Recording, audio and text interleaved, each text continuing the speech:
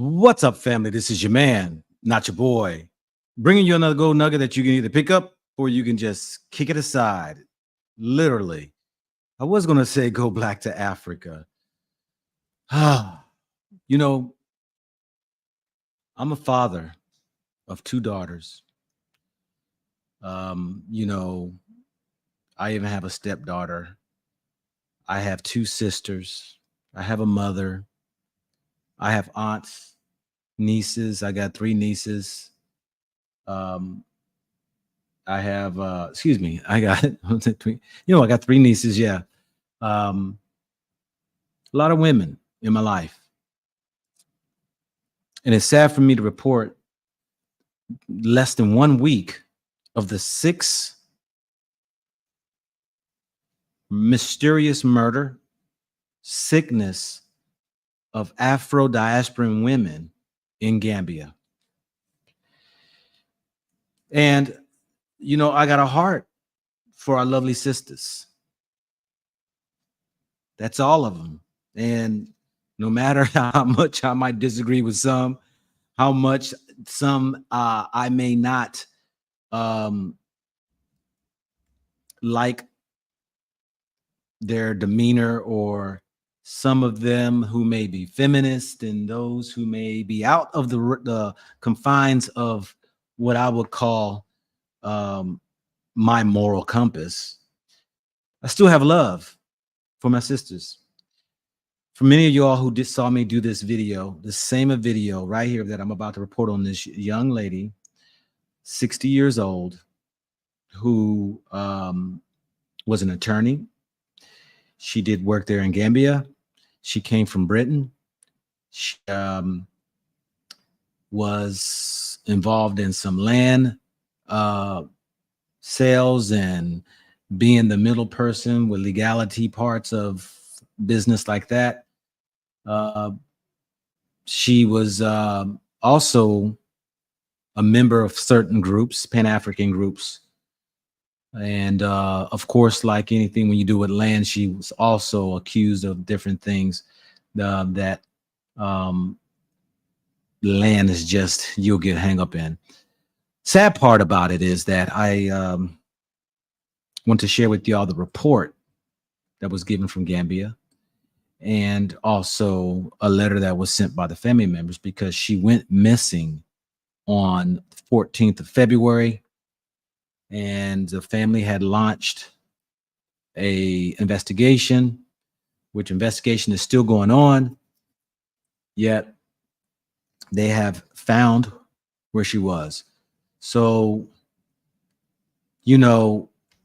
any sister is a sister of mine, and it hurts, especially when I'm sitting here begging and pleading for sisters. I spoke to one of my other sisters that is there. Many I know they're in Gambia. And to me, I think you get to a point where you say it's too many, too much. Let me take a step back. Let me reassess the situation. What is going on? Let me remove myself from this situation. I'm a man. And, when I have my alert ears go up and my concerns, I remove myself. Isn't that what I did when I left America? When I saw that the odds were against me, when I saw that the system wasn't for me, when I saw that the citizens there in damn Erica, put the D in front of America, capitalized the E, was not there to support me. When I saw my own people having a disregard or disregard for one another, when I see my people, our people who look like us, who are attacking one another, when I see that the stats of homelessness, the least opportunities for housing and business, we fall in that category. I had to remove myself. Why wouldn't I tell anybody who sees that there is a rise in cases of mysterious murder or foul play? I would not tell a sister to take a step back, remove yourself and wait for them to see what is going on, because you're a target. But you can't tell people anything these days. And I'm just going to say it. This strong Black woman attitude has got to stop. It's got to stop. This whole mindset of thinking that you can just run around and skedaddle around the world and think you can do and act or say or just be without any threat against you is a poor judgment on oneself. Now, forgive me, because I have a heart and a care for my sisters, that I might sound like a little bit unsensitive for people's desires to go travel the world by themselves.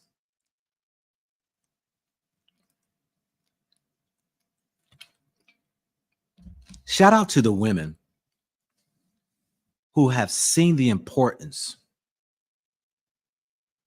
who understands the difference in the makeup of a male and a female.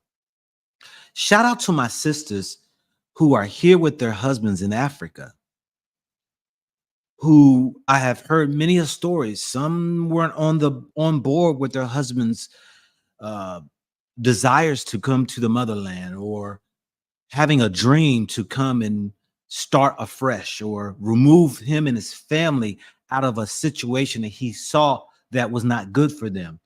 But the sisters decided they were going to stand by their man, and they were going to hold down their position in the network of a family and be there. Peace and blessings to you sisters out there. That is a strong Black woman. Nothing against my single sisters, not at all, because like I said, I got single nieces. I got one that's married. I got one sister who's married, one who is single. I have other family members and women that are single. My two daughters, they're single. But in this 57 years of understanding the purpose of a man and a woman, I get it.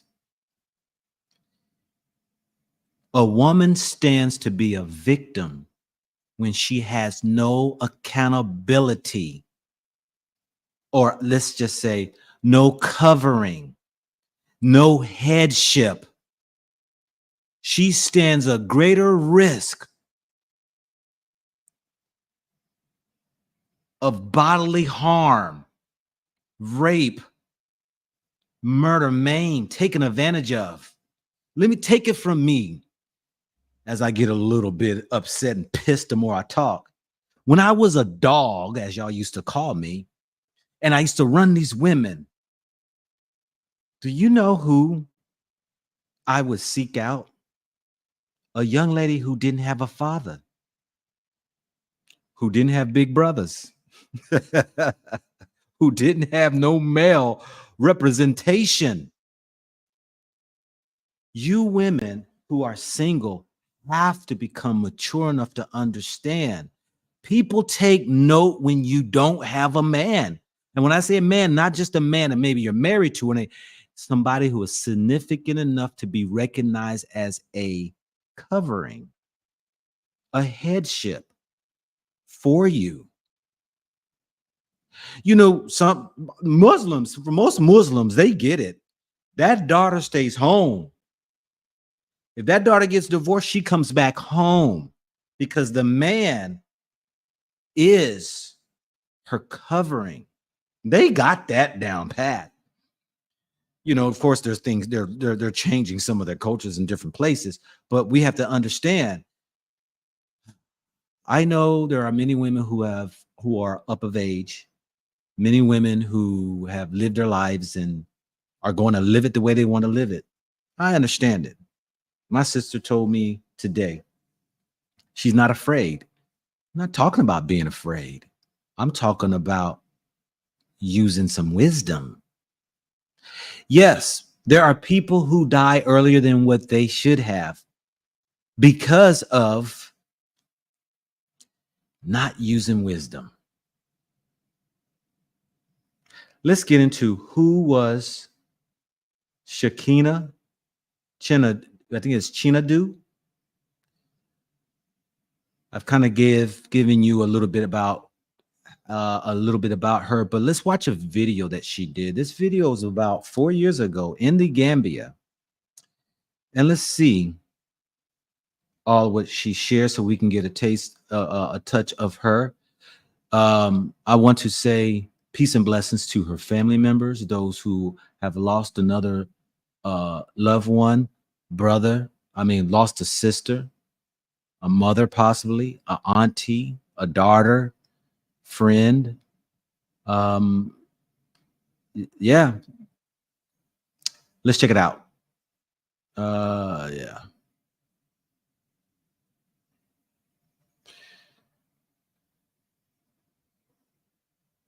I live here in the Gambia. I'm representing the African Diaspora Returnees Association, and we are a group of people who have returned to live in Gambia because we see ourselves as Africans. So I'm representing that group. Why did you make the decision, knowing that Africa has a history of political instability, history of backwardness in terms of economy, corruption, and all that? You left the life that you live or somewhere in America to come and live in the Gambia. Wow, you made some sweeping statements there.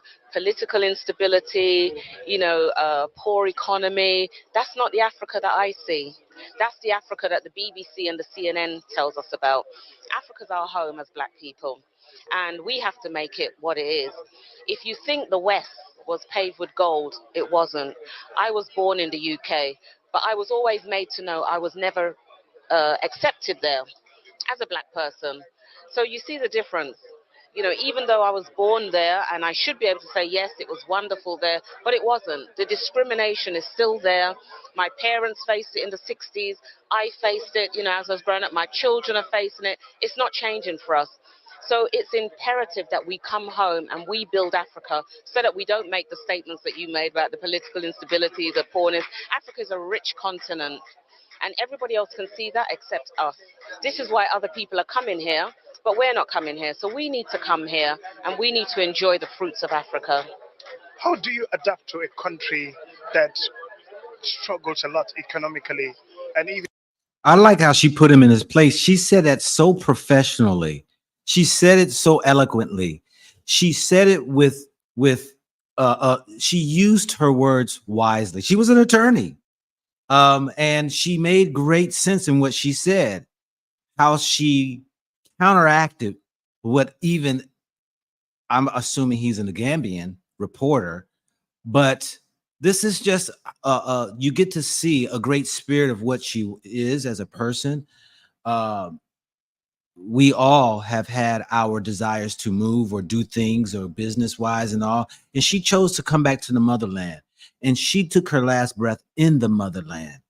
I think she would never would have had any other choice but to take her last breath in the motherland, and yet we all strive to live a life in the direction that we choose to. So don't get me wrong, that there is no mistake in a decision that she made or any one of you women or men are making. We go along with where we feel as though that we're being led, and then we go from there. Even when it comes to basic necessities like food, water, electricity, the on and offs of electricity, you've been in the UK all your life and you've not experienced such kind of things. How are you going to adapt in the Gambia? Because it's a mindset. If you're coming home to Africa, you have to come home with a different mindset. The UK is the UK, Africa is Africa. And if you want to live here and be part and parcel of the fabric of Africa, you have to adapt. But in that adaptation, you have to be part of the change as well. So, yes, we may not have stable electricity all the time. We may not have, maybe all the things that we thought we needed in the West. But we have to think to ourselves, did we need all the materialism that the West has to offer? Have we been spoilt by the West?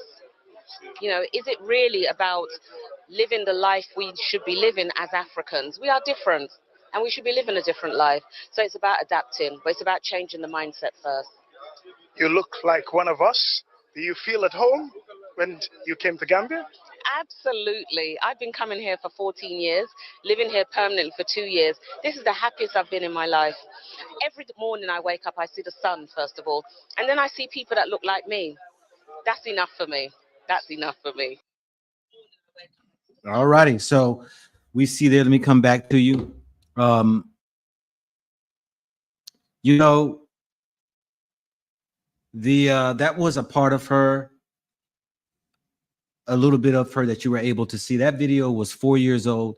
I remember when she came to Gambia, I used to watch some of the video YouTubers out there, and she hit the ground running. She hit the ground running, got herself involved in various different types of businesses and things. And, you know, somebody asked, this is another one? Yes, this is another sister whose life was lost, or life who was taken in the Gambia. And so let me go ahead and bring up the article from what the Gambia news have said.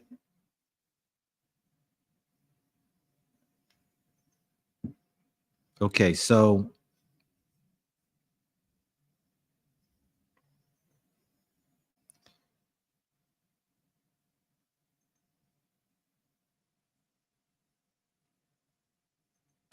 so we see here, this was from the Gambia. It was a photo that was a photo taken with the reporters outside of her compound. It says, breaking news: a British woman was earlier today found dead in her home in Medina Al Haji Gayo, a village near Mamudu in Combo South. An eyewitness revealed she was killed and her body dumped in a pit in her own home. The police and fire service were both here. So we see that right there. We also have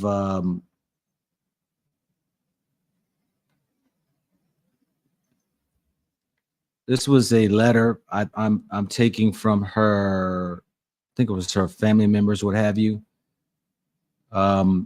It says, reference British citizen Shakina Shinadu.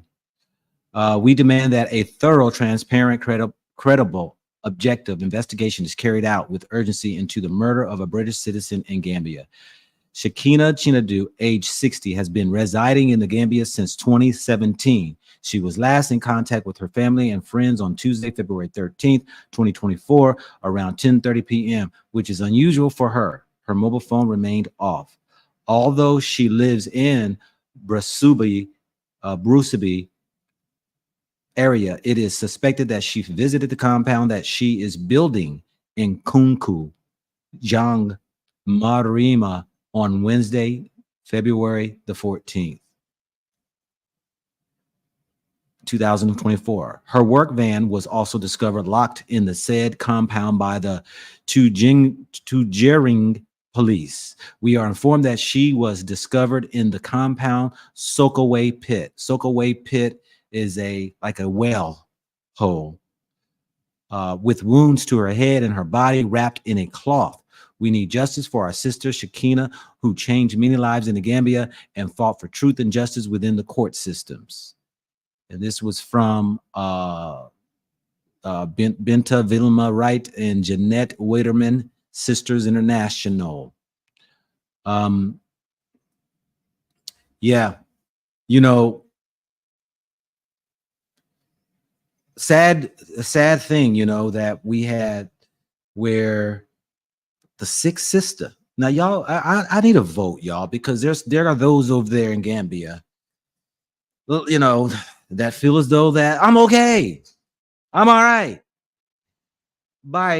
If it were you, would you take a step back, kind of remove yourself out of Gambia to get a feel of what's really is this whole thing going on? 6 women since 2022.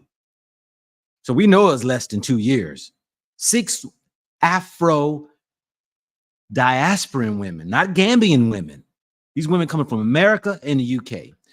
By a vote, would you, as a woman or as a man, take a step back and say, let me just kind of remove myself from this area to see what's going on? You know, I've already said my vote. You know, I'm not I don't think I'm too man enough to assess the situation. There's one thing I learned while I was in the military: assess the situation. And because I did security forces, I did security, also civilian. I worked in the intelligence agency. When you assess the situation to see, is it conducive for you? Like I said, why you think I left America? It's not conducive for me. Now, some people are going to say, you know, oh, wow, you know, every place is dangerous. Yeah, there are some places more dangerous, though. There are more places more dangerous. You know, we would hope people don't die in vain and that others will at least learn from what has transpired. You know, in America, I mean, I would not go to the south side of Chicago, walking down the street, driving in the hood. I just wouldn't do that. Oh, you're scared. You're this. No, I got wisdom. Why? Why would I want to put myself in harm's way when the possibility or the percentage is greater high for something to happen? We look, it's almost, I don't know. It's just, to me, it's crazy. Because, you know, I had talked with a friend there, and, you know, when you think that you can take care of yourself as a woman, I think you got another think coming. I can get caught off guard. I can get set up.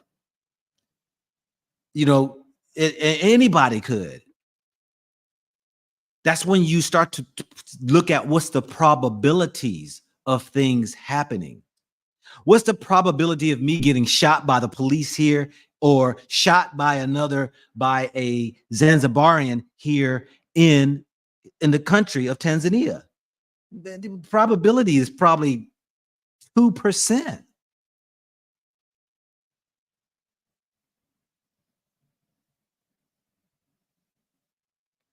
Yeah, Brooktail says, don't mean to play the race card, but is this what they do to anybody or just black folks? Well, you know, I don't know what's going on the other side of the house, but I can guarantee you it's not happening with the white folks.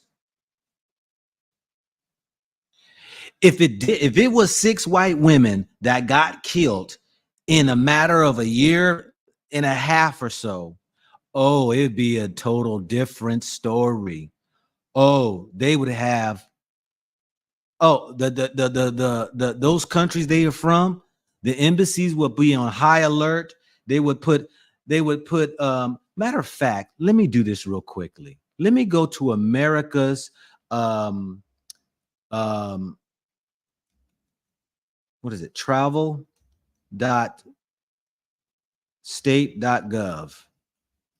For you all who travel, go to this website, you call up a country, and they're going to tell you what for each country. They give you an alert, they give you what the dangers are, and, you know, should you travel, this and that. Sometimes I find that a little bogus, maybe, but when I say bogus, I mean, you know, sometimes America has a way to hate on countries who will not accept the agenda. So, you know, they'll put alerts and stuff on, but if this ever comes up, I'll show y'all how it looks. Okay, so let me do this right here. Put Gambia.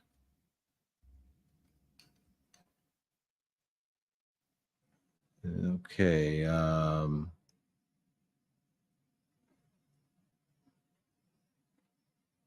Let's go here. Okay, so 1 second. Let me navigate through. I ain't been on this joke in a long time.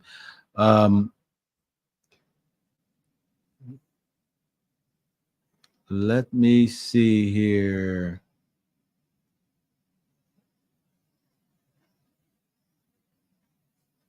So we're going to learn about destinations. Let me put Gambia here. Y'all hold on for 1 second while I navigate through this. Okay. Let me take y'all through this so y'all can see what I just did. This is going to give you a little something. Every last one of you all who travel needs to do this right here. Okay, so let me go back. So you're going to go into, you're just going to type in travel.state.gov. Okay, and then this page is going to come up. This page right here is from the U.S. State Department.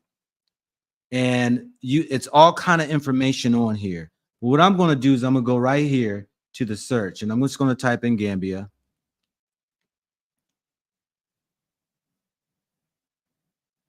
And I'm going to go to this first one, the Gambia. Now, this is what they do, right? You see this yellow. Over here to the right, you're going to see exercise normal precaution, exercise increased caution, reconsider travel is orange, and then 4 is do not travel. They have given Gambia level 2, exercise increased caution. Let's see what they say. They say exercise increased caution in the Gambia due to crime and inadequate health infrastructure. Some areas have increased risks. Read the entire travel advisory. So it tells you all of this. Exercise increased caution due to other factors in the southern border area adjacent to Senegal's Casamance region due to the potential presence of landmines and sporadic border skirmishes. Country summary: theft and home burglaries occur frequently in the Gambia. We know that. I used to do videos on that, especially in the broader Banjul area. U.S. government personnel live in housing with heightened security measures. The Gambia health infrastructure is inadequate. Services, hygiene, and quality control do not meet U.S. standards of care. Pharmacies are not well regulated. Locally available medications may be unsafe. The Gambian southern border with Senegal. Some landmines from the Casamance conflict remain in the border region. There have been occasional border skirmishes in this region. If travel near or cross the border, stay on main roads and do not travel at night. If you decide to travel to Gambia, do not stray from main roads and well-traveled locations. If you travel to areas in southern Gambia that borders the Casamance region of Senegal, be aware of your surroundings. Bring your own over-the-counter prescription medication. Enroll in the Smart Travel Enrollment Program. This Smart Travel Enrollment Program, when you're traveling to a country, what you're doing is you're giving the U.S. State Department your phone number. You're giving you what countries you're going to be, where countries you're going to, when you're going to be there. So then that if something happens and something happens to you, they at least, your family members will at least have the U.S. State Department will have information on you. They can put out a blast or a bulletin that you were supposed to be in this country at this certain time. You can just put your whole list of things. Let me see. Let's just go here. Let's go here. This is just time for education because this is about safety and awareness, y'all. And my heart goes out to every last one of our brothers and sisters out here who are traveling the world who may not even know about this. I need to update I got mine already. I got my information in there, but I need to update when I go traveling here in another week or so. Okay, this explains the whole thing. Traveling, staying at home, or get travel advisories. Frequent travelers create an account. So if you're a frequent traveler, you can create an account. You can get advisories. They'll give you notifications, hit you through your text message. If they know that you're in a country that you list, something happens in that country, you'll get immediate notifications. And then you can, they'll tell you where you need to go or whatever to leave the country or wherever. So you can do this off the step program, which is called the Smart Travelers Enrollment Program. All right. So I don't even know if y'all can see that. Yeah, you can see that. Let me go back.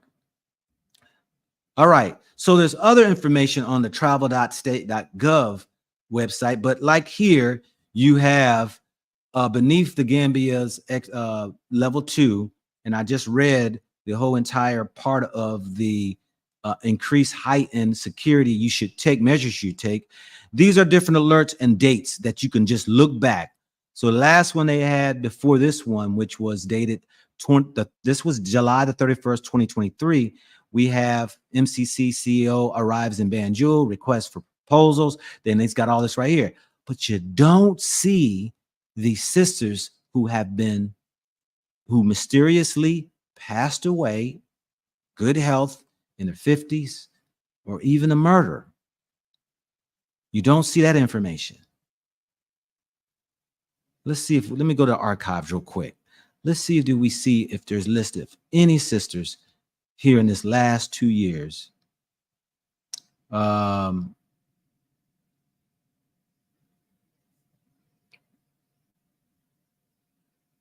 don't see anything. Now they got a list of stuff that I can go through, but I'm not going to go through that to save time. And also my gigabytes from doing this live. Yeah, they got here demonstration alerts, U.S. Embassy, Banjul, the Gambia, demonstration, possible protest. So they give you all this information, something that you should know. Okay, let me come back to you all and let me come to a close on this right here. You know,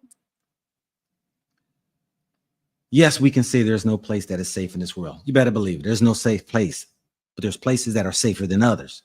And I'm saying I'm going to give a shout out to the sisters again in Gambia. In my opinion, in my heart of discernment, there's a spirit.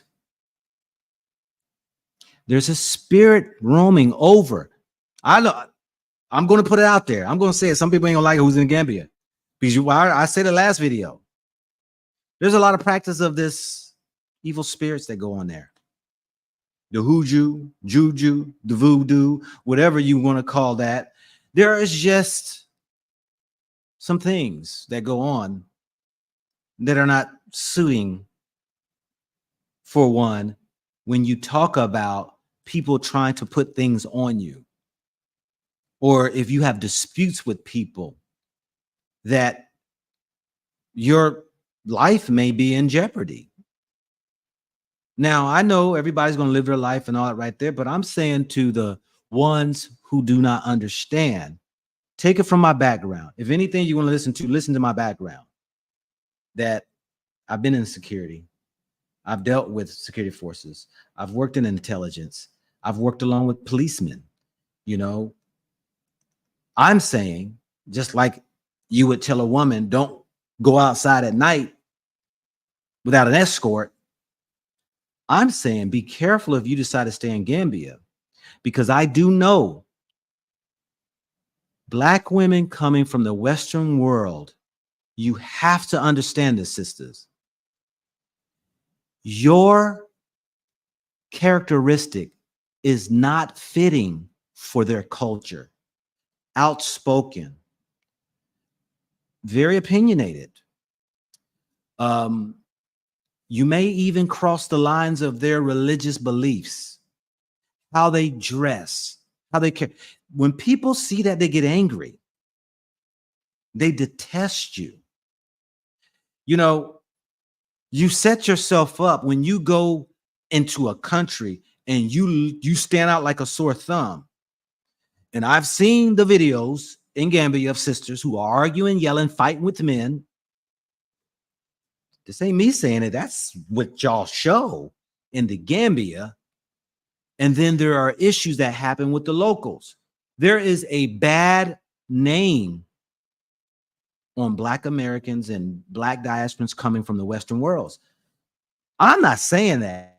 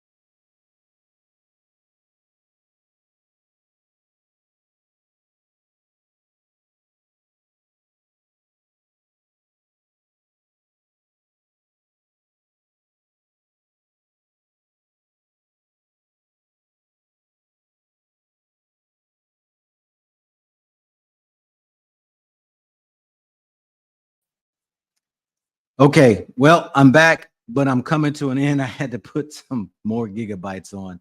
But anyway, family, peace and blessings to each and every one of you all who has come in. And, you know, my thing is that, you know, be safe, sisters, brothers, be safe. You know, my heart goes out to every last one of us who, you know, find ourselves in a hard situation where even our lives are taken, our lives are messed up, or, you know, has a powerful impact on how we live our lives on a day-to-day based upon circumstances and situations. So with that, family, I'm out. This is your man, not your boy, bringing you another gold nugget that you can either pick up or you can just kick it aside. Peace and blessings.